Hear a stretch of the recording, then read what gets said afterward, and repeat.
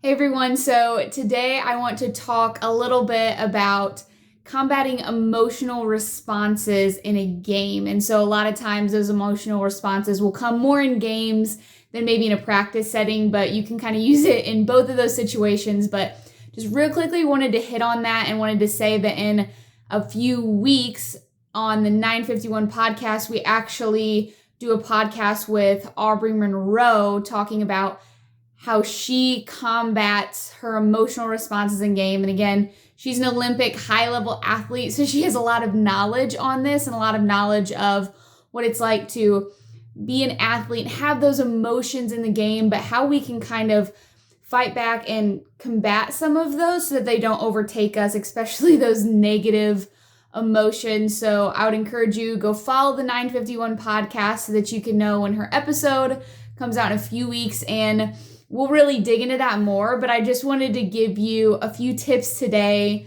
on combating emotional responses and a few takeaways that you can have to begin to practice that as you go into fall season. Maybe you're playing over winter, and then as you get into your spring and summer season next year to begin to practice kind of being able to control those emotional responses. So one of the things that I wrote down was that we need to be able to take our thoughts captive so we can recognize when a thought is a lie and when a thought is truth.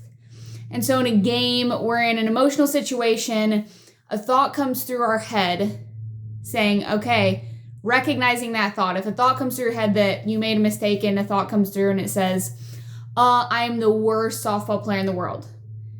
Okay, being able to recognize that you had that thought, take it captive and say, okay, I recognize that thought and I know that that is a lie. That is not truth. And so knowing that those lies are coming through your head will better help you when you get out of that emotion to say, hey, those are things that are going through my head. How can I combat that with a truth?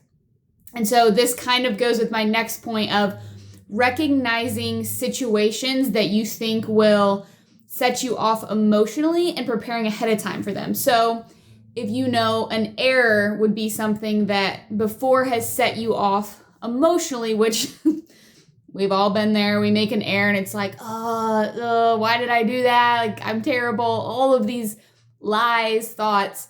So one way that you can combat that is to say, okay, I know here's certain things in a game that might set me off. So making an error or striking out.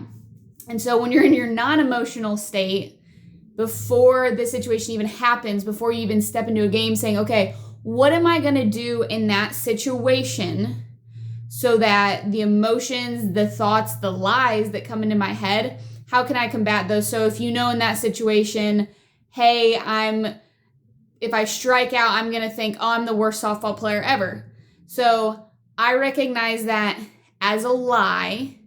What do I need to be doing in the game to help me recognize that and to stop that from going through? So one of the ways you can do that, I put call out your emotions for what they are so you can learn from that. So it kind of brings all of this together of, okay, I recognize that these are the situations that might set me off emotionally. These are the things that usually go through my head in those situations. Now I'm going to call out the feelings behind that. So I'm the worst softball player ever. Maybe the feeling behind that is fear or embarrassment or pride. So calling out that emotion and saying, I'm just embarrassed right now because I struck out, and combating that with the truth of I struck out. That's a fact. But the truth is I'm not a terrible softball player. And the truth is I can learn from that. Maybe I struck out swinging at a rise ball that I know I shouldn't swing at. So one, be able to recognize when the bad thoughts come through your head. Two, prepare in advance for those situations by saying, I know these situations will set me off. And so three, when those situations set me off, I'm going to call out that emotion so I can best understand how to handle it, but to learn from it and to grow and say, hey, I'm embarrassed in this moment, or I'm fearful of striking out in this moment. I'm going to call that out with the truth of saying, I've prepared for this and I'm going to learn and grow no matter what happens. So hopefully a few of those tips can help you. And again, I talked to Aubrey on the 951 podcast, and she really digs into this even more. So you're not going to want to miss that episode coming up. And I encourage you to go follow the 951 podcast and go listen to that episode, Athletes, because this is a really important topic. And I think it can really help you to really control and better work with your emotions within a game.